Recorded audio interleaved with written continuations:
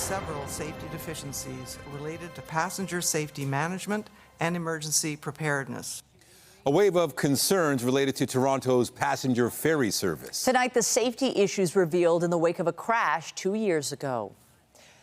Good evening. We begin tonight with the results of a Transportation Safety Board investigation into a scary incident. Many of us pay our bills using online banking. It's simple and fast, and usually there are no problems. But you have to be careful you put in the correct amount, because if you make a little mistake, sometimes it can be very difficult to correct. Here's our Pat Foran and a Consumer Alert. Pat. Thanks, Michelle. And Nathan, a woman was paying her Visa bill and accidentally overpaid it by $13,000. It was an honest mistake she thought would be easy to fix, but 3 months later, she still can't get her money back. Right away, it had gone in an instant. 89-year-old Ann Bank of Etobicoke pays her bills online and usually doesn't have any issues, but she recently made a mistake and paid a lot more than she planned to. I did the same as I always do, entered it in, except this time I neglected to put the period in. Ann Bank banks with TD Bank, but she also has a Visa card with RBC. In May, she was trying to pay her Visa bill of $131.07, but she forgot the decimal point and accidentally paid more than $13,000. The family was originally told not to worry and that the issue would be resolved within 15 days. But Ann's son Michael says it's now been 3 months and neither TD or RBC can tell them where the money is. We assumed that this was going to just settle itself. You just really cannot get a straight answer, and that the money is just gone. It's in the netherworld, right? The banks say every time they inquire about the overpayment, it's like starting over, and Ann is growing concerned her money might be gone for good. Somewhere out there is my money, but I really would like to have that money back. I can use it. When CTV News reached out to RBC, a spokesperson said it followed an established process to complete the refund, and that while this matter has now been resolved, we understand it took longer than expected to reach a resolution. So Ann finally got a check for the overpayment she made to her account. She says she'll be more careful paying bills in the future and was grateful to get her money back. I am certainly very relieved. It's been a really stressful summer for me. Thank you so much, CTV. And if you pay your bills online, it's always a good idea to triple check amounts carefully. If you make a mistake, you might be able to cancel the payment before it goes through. Contact your bank right away to try and stop it. On your side, I'm Pat Foran. If you have a consumer story idea, email us at alert@ctv.ca. Well, we had all that wild, wacky weather over the weekend. And today things are, at least more chill, but chilly outside. Definitely on the cooler side, but I think the good news and the big story for this week is we are going to dry out. There is no wet weather in sight, and that is a good thing because a lot of people are cleaning up. It was so scary at times over the weekend, people having to pull over and more flooding, and I don't know, frustrating. Did it impact your plans? Yeah, no, I was able to sort of avoid any of those pitfalls, but there were some major dumpings of rain in certain areas and major flooding, so I was all right. But thankfully, especially for those maybe in camp this week, things aren't going to be canceled and the kids can, do their thing with only a few weeks left until, the end of summer. I know, there's a lot to saying it. There is, it's still not over yet. At least 2 weeks for the kids. Well, some kids are back in school, but for the average, like public school, they've got more time. So here's a live shot. So still some clouds in the skyline, but we are getting to much more sunnier conditions in the days ahead. I want to bring your attention to the satellite radar. We have a wide picture here because for Toronto and Southern Ontario, clear conditions, and we're going to dry out. But look at Atlantic Canada, the remnants of Hurricane Ernesto transitioning to a post-tropical storm. Fortunately, experts don't think it's going to be making landfall in Atlantic Canada, but certainly packing some winds and some rain, and it is a bit of a concern out there. But for us, the only concern I would say is that it's a bit cooler, especially in the evenings and when you start your day. Right now, 17 degrees in Toronto, 16 in Trenton, a bit warmer at 19 degrees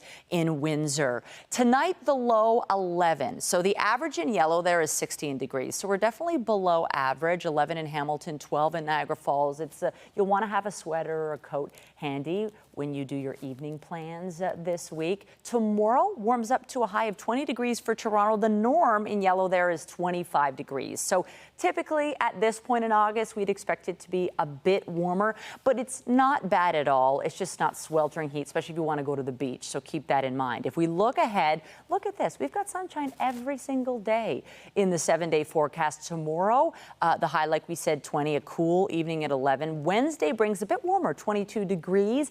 And then it warms up a little bit in the evening with a low of 13. And then Thursday, even better, high of 24 on tap.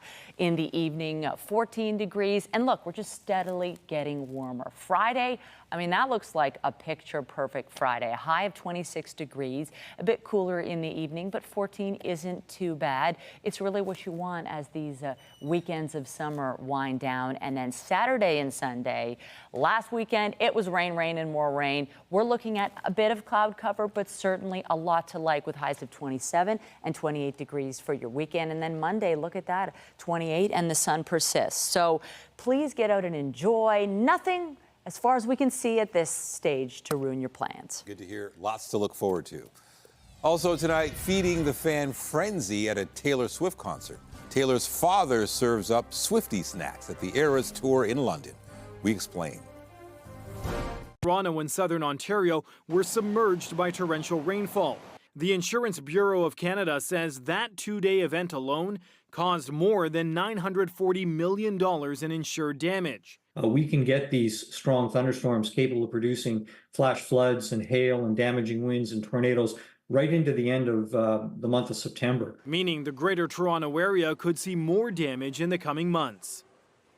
As for the tornado in air, while it has been categorized as an EF1, experts are now combing through drone and satellite footage to see if it should be rated higher. Reporting live, I'm Raheem Ladani. Michelle, I'll send it back to you. Thank you, Raheem. And much calmer conditions today after that whirlwind weekend of weather. The cloud lingered a tad, but nothing in the way of wet weather. And great news, there's tons of sunshine on tap this week to dry things out. And boy, do we need it. Look at these rain totals for this past weekend. Toronto clocking in with 150.6 millimeters of rain this weekend overall, certainly leading this tally of soggy stats. And to put this into perspective, for all of the month of August so far, we've gotten a total of 167.9 millimeters of rain. The monthly average in August, 78.1, and we are not through with this month yet. Look at Saturday, 128.3 millimeters of rain just in one day. We broke a record clocked 13 years ago. Looking at the radar now, let's put the rain behind us, right? The cloud is pushing out, clear conditions this evening. Currently in Toronto, 17 degrees, 17 in Hamilton and London. It's a bit cool this evening. You know, grab yourself a sweater, maybe a jacket if you're heading out, but it is going to warm up this week. We'll show you all that and more a little later in the newscast. Just when drivers thought it couldn't get any worse, another downtown construction project is adding to Toronto's traffic troubles. Major intersection is fully closed this week, and with it, there are detours, delays, and discontent from people in the area. Our Mike Walker is live tonight near Bloor and St. George with all the details. Mike. Well, Michelle, Nathan, this is the latest in a series of road closures along this stretch of Bloor for major road work. Drivers expressing frustration about potentially longer commutes. Businesses say it will have an impact, but the city says the work is necessary to improve safety for all road users. Excavation has started, prompting another major road closure in the core. The city reconstructing the St. George and Bloor intersection, work it says will improve safety for all road users like Adam Ahmed, who rides his bike to and from work every day. I think it's great. I think it makes me feel a lot safer. I feel a lot more comfortable biking, especially in traffic. He welcomes the improvements for cyclists that include corner islands to separate and protect cyclists from vehicles, as well as a permanent raised cycle track. Generally speaking, blockages and the bike lanes, this is a way of preventing people or making it safe for us, essentially. Other improvements include dedicated bike signals, wider crosswalks, and designated right turn lanes for vehicles. Improvements that the city says will enhance safety and accessibility. A 300-meter stretch of Bloor is off limits to vehicles between Huron and Bedford. And while the closure is only expected to last a week, the city is warning drivers to brace for delays as traffic detours on other nearby streets. I hate it. It's not that great. Every time you're trying to go to an appointment or go to work, it's always a bit of a nuisance. I'm sure it's going to be inconvenient. This is the final phase of a major project along Bloor West, stretching between Avenue and Spadina. But for some business owners, another road closure is too much to bear. It's been continuous for 2 years. First, Bloor Street is closed east, then it's closed west. Joe Mercurio owns a restaurant and cafe. Both are located within the road closure. Customers don't know where to come and how to come, and why would you want to come? And so the question is, can it be done faster? Do we really need all of this real estate given to cyclists? Drivers now trying to plan detours. I feel like I'm living in a maze of construction in every corner of downtown. And some see the silver lining. I'm really happy that they're trying to improve. You know, we've had a number of cases with cyclists being hit by verticals. The city says the work will be done every day from 7 in the morning until 11 at night and is expected to be done by August 26. Reporting live, I'm Mike Walker. Michelle, back to you. Thank you, Mike. And there's a late night subway closure to warn you about this week from today through to Thursday night. Service on Line 1 will stop at 11:59 p.m. between Eglinton and College stations. Crews will be carrying out planned track work on that stretch of the route, and shuttle buses will be operating instead. Regular service will resume each morning at 6 a.m. Also tonight, the challenges of living out of a van while trying to make a living in that same van. A first-hand look at how one man is coping with being unhoused in Toronto. We're learning more about a Kensington Market building that was on the verge of collapse and had to be demolished over the weekend. City records indicate it was previously deemed unsafe in 2014. CTV's Natalie Johnson reports. 3 days after being forced from their homes amid concerns the building would collapse, tenants of 608 Dundas Street West were allowed back in today to collect some belongings. At the morning, I wake up and I heard a very loud noise, and the wall is at a crack on for the open, and we ran off of the building. It was late Friday night that crews began to bring down part of the building in a controlled collapse. Earlier that day, the facade had been teetering over the sidewalk on Dundas West.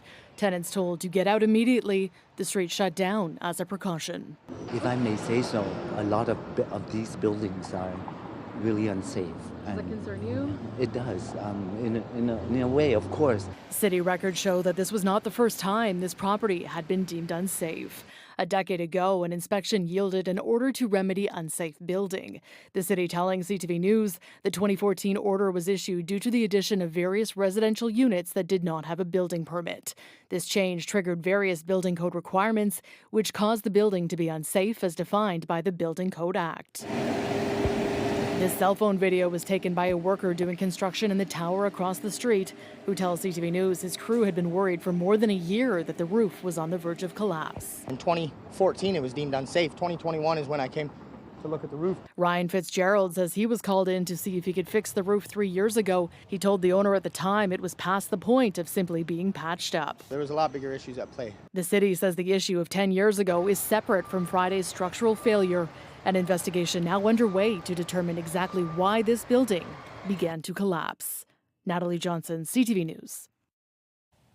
There are calls for more funding and fairness from Queen's Park tonight. It's coming from mayors from across Ontario who are in Ottawa this week. And today, the Premier addressed those local leaders. CTV's Queen's Park Bureau Chief Siobhan Morris joins us live with all the details. Siobhan. Well, mayors have been looking at Toronto and Ottawa with envy. Those cities, remember, struck new deals with the province when it comes to funding this year. But in a key speech from the Premier today, no new lifeline.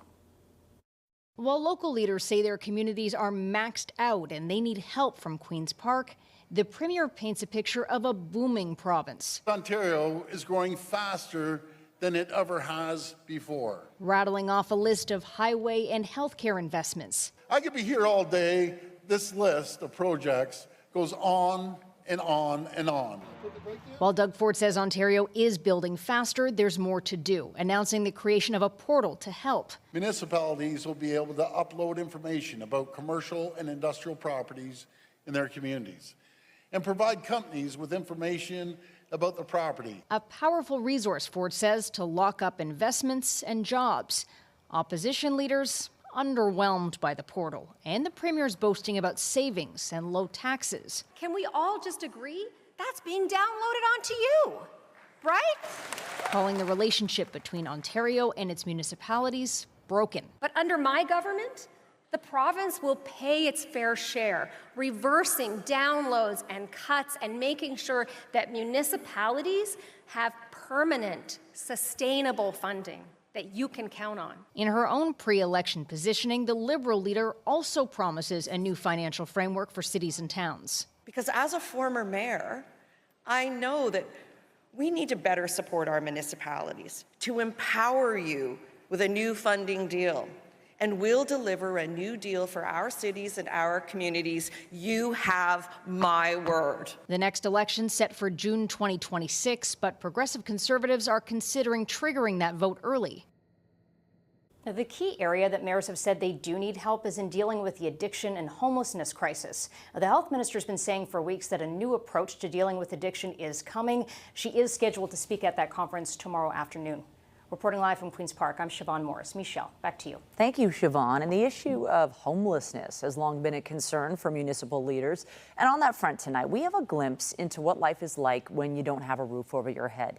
CTV's John Musselman spoke to a man who was sharing his story, opening up about how he went from having a home to living in his van.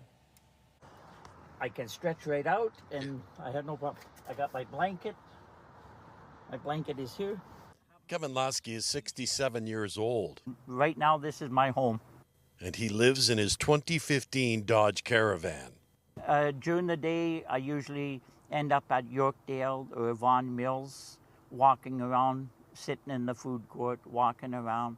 That's where I spend my days. And then when they close the mall at 10 o'clock, I end up in my van, either in their parking lot or another parking lot or at one of the parks. Lasky's issue began last February when his landlord got ill and sold the condo where he was living. He hasn't been able to find anything since that he can afford.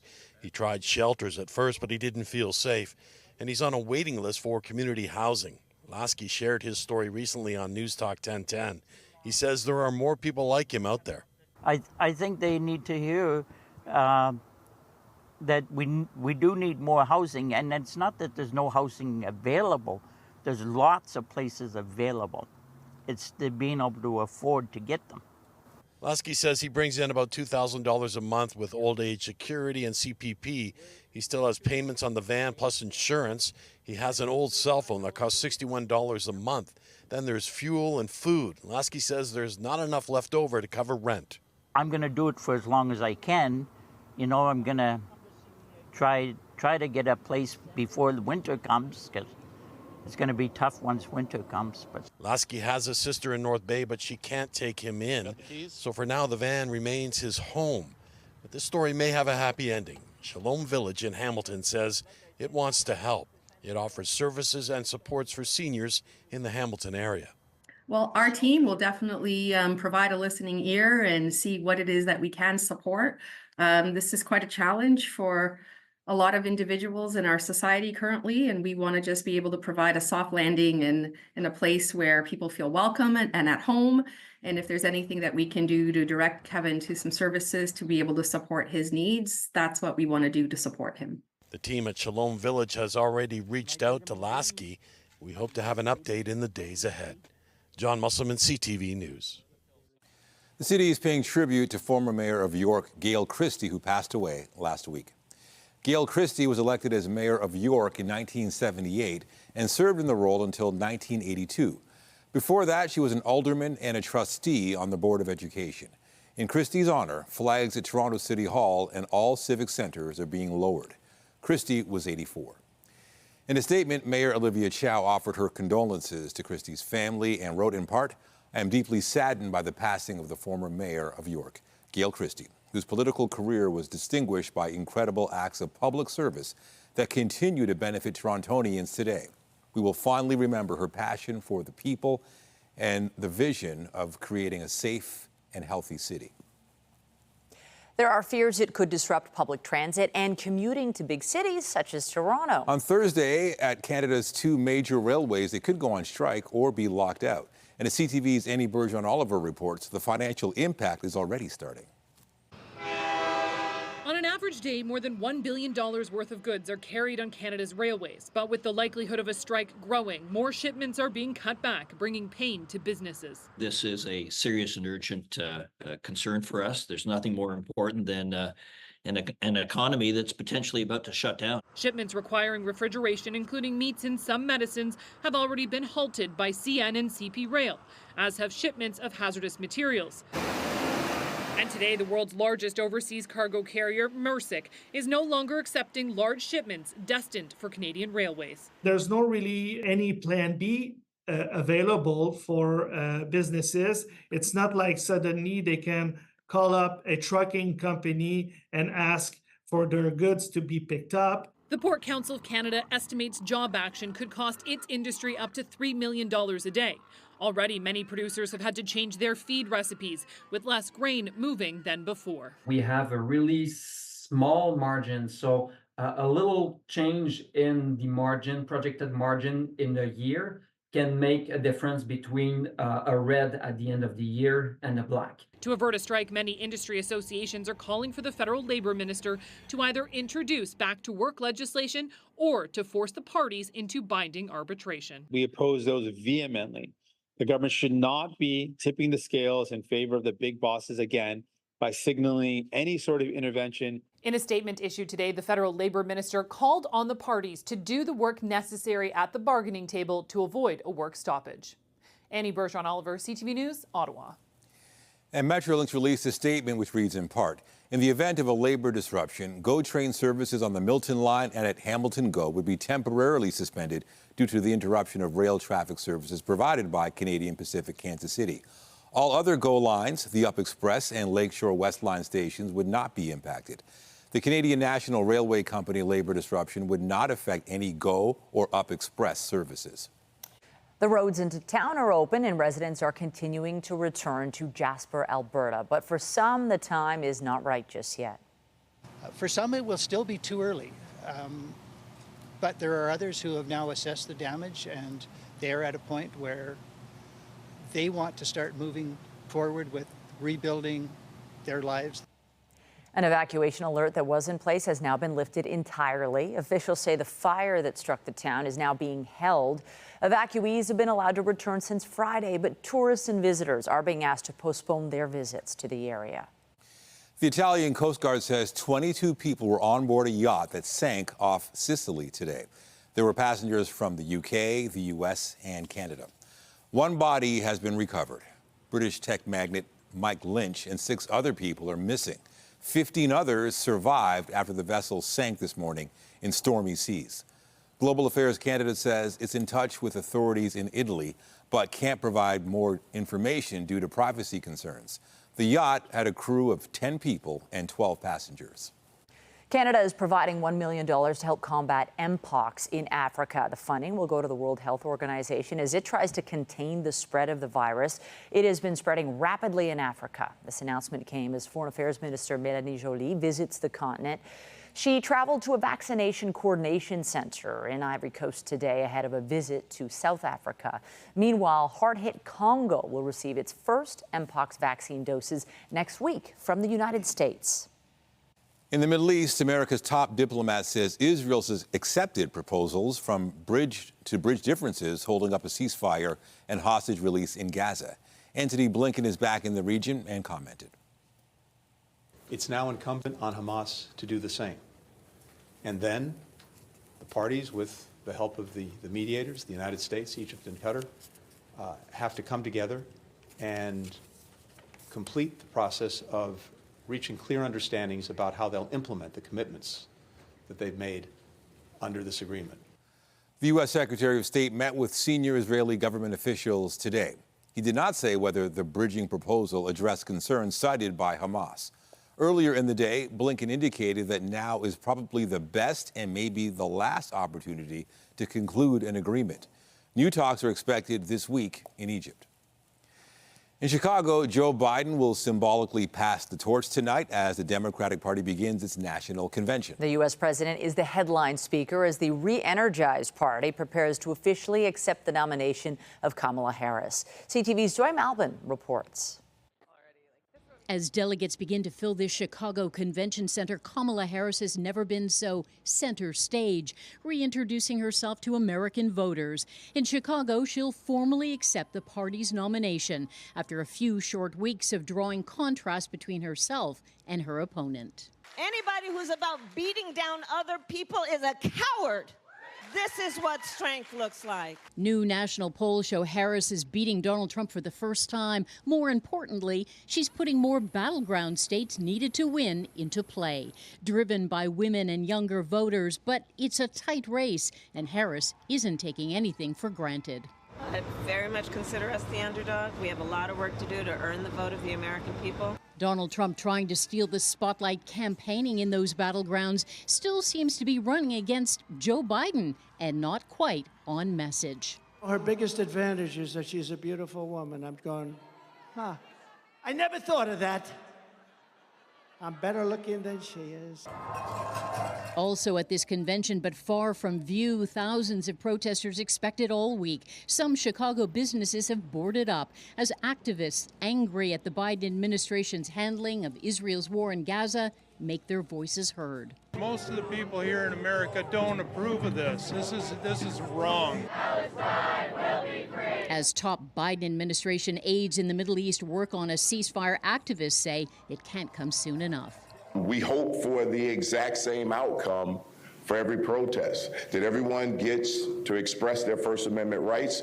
We don't have any incidents. It's hard to imagine just 3 weeks ago Democrats were bracing to lose. Now, with Harris at the top of the ticket, they're trolling Trump at the top of his Chicago tower with phrases he won't be too happy with. As delegates fill this convention center, Joe Biden will be the opening act, but expect to hear from two former presidents, Barack Obama and Bill Clinton, and former first ladies, even some big names from Hollywood, as Democrats celebrate their best chance at beating Donald Trump.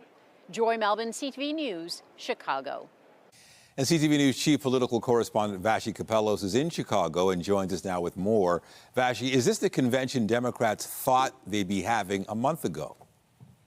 No, I don't think so at all, Nathan. It is remarkable to think about. I think the last conversation we had at the end of the RNC, where it felt like Donald Trump perhaps had this presidency in the bag 4 weeks and a day later, following the decision by Joe Biden to step aside.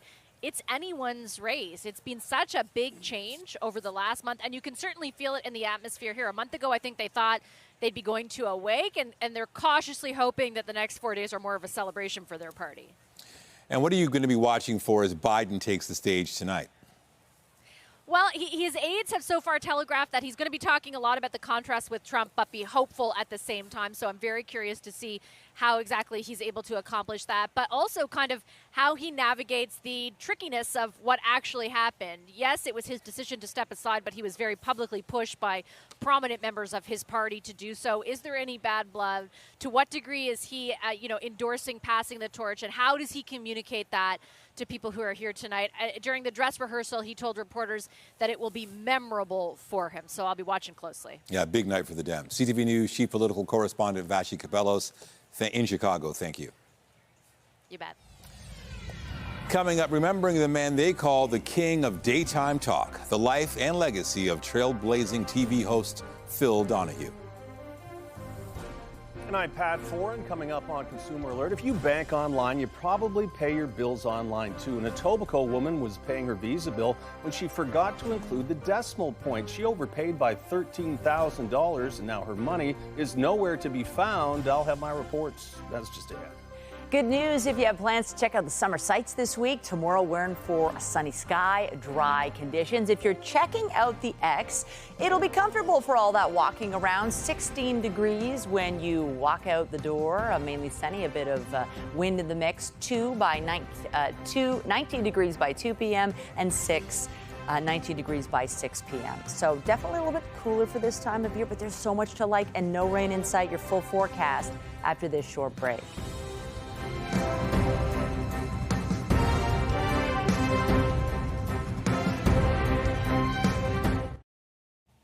Many of us pay our bills using online banking. It's simple and fast, and usually there are no problems. But you have to be careful you put in the correct amount, because if you make a little mistake, sometimes it can be very difficult to correct. Here's our Pat Foran and a Consumer Alert. Pat. Thanks, Michelle. And Nathan, a woman was paying her Visa bill and accidentally overpaid it by $13,000. It was an honest mistake she thought would be easy to fix, but 3 months later, she still can't get her money back. Right away, and it's gone in an instant. 89-year-old Ann Bank of Etobicoke pays her bills online and usually doesn't have any issues, but she recently made a mistake and paid a lot more than she planned to. I did the same as I always do, entered it in, except this time I neglected to put the period in. And banks with TD Bank, but she also has a Visa card with RBC. In May, she was trying to pay her Visa bill of $131.07, but she forgot the decimal point and accidentally paid more than $13,000. The family was originally told not to worry and that the issue would be resolved within 15 days. But Ann's son Michael says it's now been 3 months and neither TD or RBC can tell them where the money is. We assumed that this was going to just settle itself. You just really cannot get a straight answer, and that the money is just gone. It's in the netherworld, right? The banks say every time they inquire about the overpayment, it's like starting over, and Ann is growing concerned her money might be gone for good. Somewhere out there is my money, but I really would like to have that money back. I can use it. When CTV News reached out to RBC, a spokesperson said it followed an established process to complete the refund, and that while this matter has now been resolved, we understand it took longer than expected to reach a resolution. So Ann finally got a check for the overpayment she made to her account. She says she'll be more careful paying bills in the future and was grateful to get her money back. I am certainly very relieved. It's been a really stressful summer for me. Thank you so much, CTV. And if you pay your bills online, it's always a good idea to triple check amounts carefully. If you make a mistake, you might be able to cancel the payment before it goes through. Contact your bank right away to try and stop it. On your side, I'm Pat Foran. If you have a consumer story idea, email us at alert@ctv.ca. Well, we had all that wild, wacky weather over the weekend.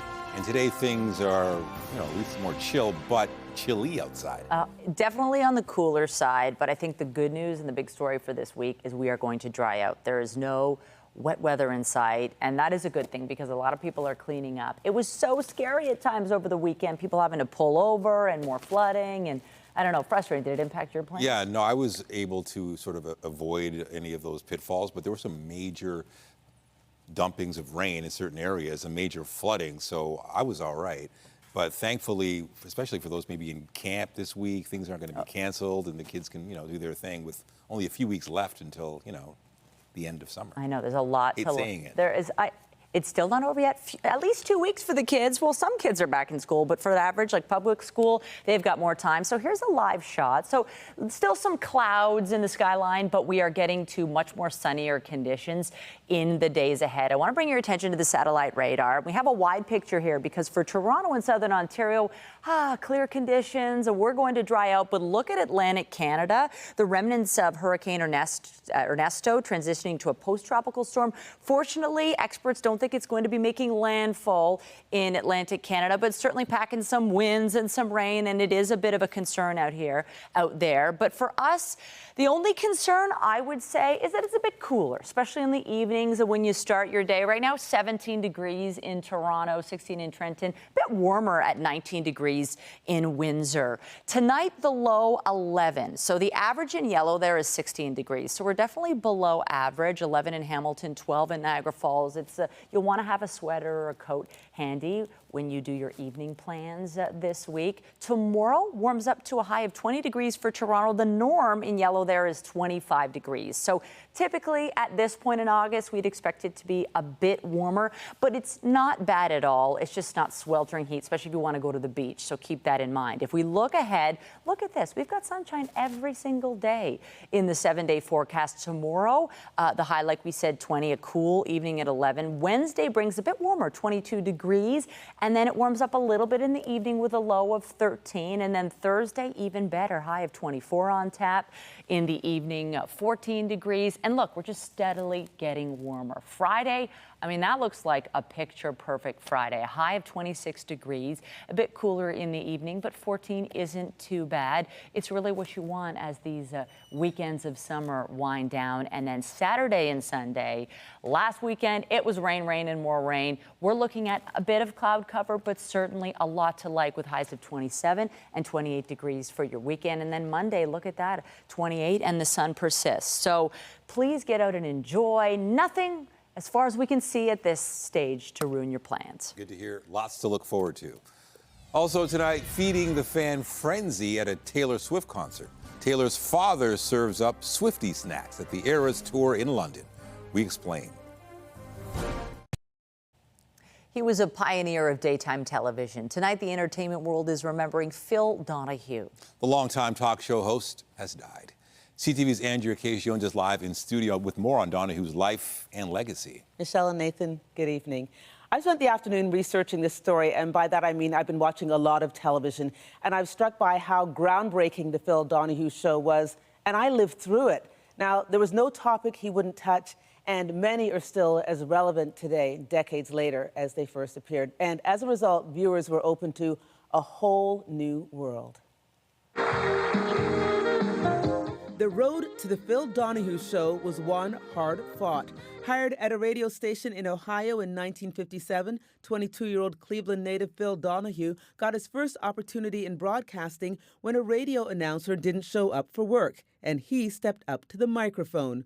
Moving from radio to television, Donahue worked as a freelancer for the CBS Evening News and later an anchor of the morning newscast in Ohio. In 1967, he launched The Phil Donahue Show. It was the first to include the audience's voice live and on the telephone. Because in my day... His show tackled controversial topics including racism, AIDS, and poverty. Donahue, as the show was renamed, ran for 29 years, ending in 1996. Oprah said, and I have the quote here, he was the first to acknowledge that women are interested in more than mascara tips and cake recipes, that we're intelligent, we're concerned with the world around us, and we want the best possible things for our lives. She says, without the Phil Donahue Show, there would be no Oprah Winfrey Show. It won 20 Emmy Awards, a Peabody Award, and earlier this year, Joe Biden awarded him the Presidential Medal of Freedom. Married first in 1958 to Margaret Cooney, they had 5 children. Raised Catholic, he admitted he wasn't a good Catholic. They divorced in 1977. I'm upstaging you. Don't you just love the smooth show? That's how you got out of Dayton, huh? 3 years later, when actress and activist Marlo Thomas was a guest on his show, they clicked and were married for 44 years. The talk show served as Cupid. He went on to be a writer, a film producer, and podcaster. Donahue died after a long, undisclosed illness with his family by his side. Phil Donahue was 88 years old. And his dog was also by his side. Now, as you can imagine, every talk show host since Phil Donahue debuted is commenting on his passing and praising his groundbreaking work. His wife, Marlo Thomas, took to social media today to thank everyone for their well wishes, adding she'll be disappearing for a while and asking us to hold close those you cherish most, just as she was blessed to do with her beloved Philip. For CTV News, I'm Andrea Case. Michelle, I'll send it back to you. Thank you, Andrea. Taylor Swift fans online are praising her father's lighthearted approach in making sure concert goers were well fed at a show in London. Thank you for the chicken. A video on TikTok shows what appears to be the singer's father handing out chicken tenders to fans in the front row at Wembley Stadium over the weekend. It isn't the first time Scott Swift has handed out food to fans, some of whom were greeted with sandwiches at a Swift concert in Sydney, Australia, earlier this year. The Buds are back. Tomorrow on CP24 Breakfast, we're giving away a chance to see the Leafs in preseason action. CP24 Breakfast, where Toronto gets its everything. The investigation found that the City of Toronto did not have written procedures to define a safe approach speed during docking. Instead, decisions around docking speed were left to the discretion of the vessel master. Updating our top stories, the findings of a TSB investigation into the 2022 crash of a ferry into the terminal dock were released today. It does not assign blame, but says a propeller malfunction appears to have contributed, as did driver error. 20 people were hurt.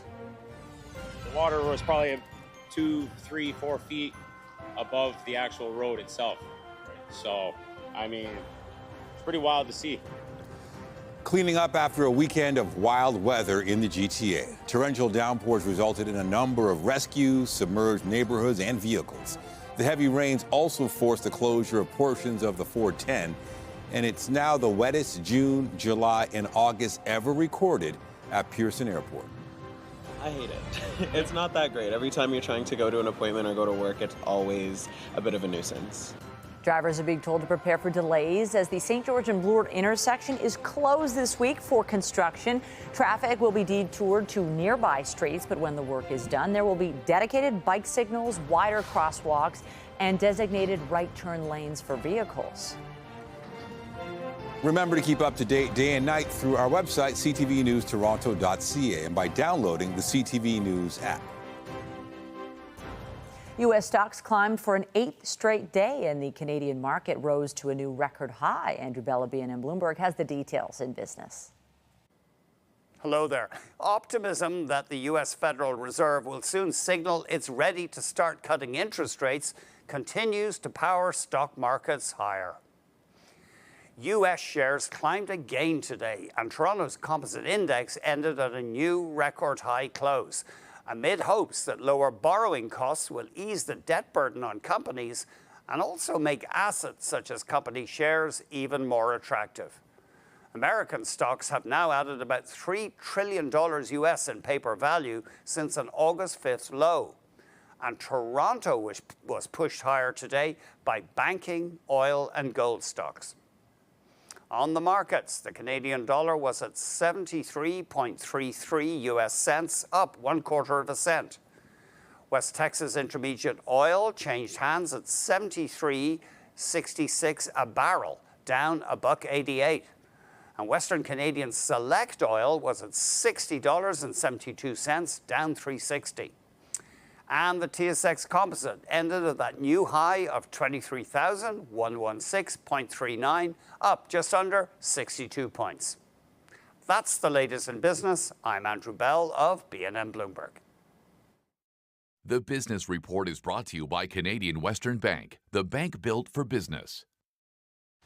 10 more U.S. states have joined a lawsuit against Ticketmaster and its parent company, Live Nation. The Justice Department, 30 states, and the District of Columbia filed the suit in May. They allege Live Nation has monopolized markets across the concert industry and argue the concert promoter and its Ticketmaster unit illegally inflated concert ticket prices and hurt artists.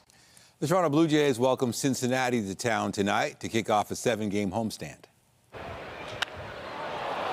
He clubs this one to right, and it is gone. The Jays are coming off a 1-0 win yesterday against the Cubs in Chicago. Toronto went 4-2 on the road trip. That also included a series against the Los Angeles Angels. Tonight, Kevin Gausman takes the mound for the Blue Jays. Meanwhile, the team has transferred Alek Manoah to the 60-day injured list and claimed left-handed pitcher Easton Lucas off waivers from the Detroit Tigers. To basketball, and the Toronto Raptors have signed a free agent reserve guard. 6'6" Jared Rhoden is joining the club after 17 games with Detroit last season. He averaged 4.9 points, 1.9 rebounds, and 14.4 minutes. Rhoden scored in double figures twice, including a career-high 16 points. Financial terms of the deal with Toronto were not disclosed per team policy. Also tonight, anticipating a spectacle in the night sky. We're about to be treated to a super blue moon. What to expect when the sun sets. Tonight, a ride along with residents into Jasper. It does make you feel sad. Crews get first-hand access to the progress on the path to rebuild a wildfire-ravaged town. We'll have that story and more later on CTV National News.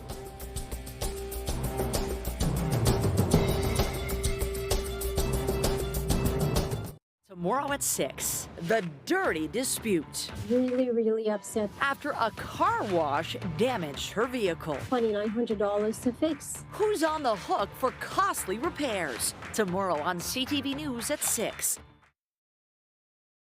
Finally, tonight, the first of 4 supermoons this year has appeared in the night sky. It happens when the full moon moves closer than usual to Earth. The supermoon was seen above the ancient temple of Poseidon south of Athens today. A supermoon isn't bigger, but can appear that way in the night sky, although scientists say the difference can be barely noticeable. Next month's supermoon will coincide with a particular eclipse. October's will be the year's closest approach, and November's will round out the year. So will we get a good view tonight? That's the question. Yes, we will. We've got good visibility, the clouds pushing out, and it's not just a supermoon, it's a blue moon just because the number of occurrences of full moons. So definitely you want to look up at the night sky. The next full moon, the harvest moon, will be September 17th of this year. Here's the satellite radar, and you'll see nothing in the way of rain to get in the way of our stargazing. Right now, 17 degrees in Toronto, 17 in Hamilton, Welland, 16 in Waterloo. So you might want to grab a jacket if you have plans for tonight, but look at that. We have straight sunshine leading towards the weekend. Little cloud builds in Saturday, Sunday, but it's going to warm up steadily. So there's a lot to like this week. Get outside. That's it for us, but be sure to join Omar Sachedina tonight at 11 for CTV National News, followed by Natalie Johnson with your next local newscast at 11:30. In the meantime, our coverage continues anytime on CP24 and online at ctvnewstoronto.ca. For all of us here at CTV News, thanks for watching and have a wonderful evening.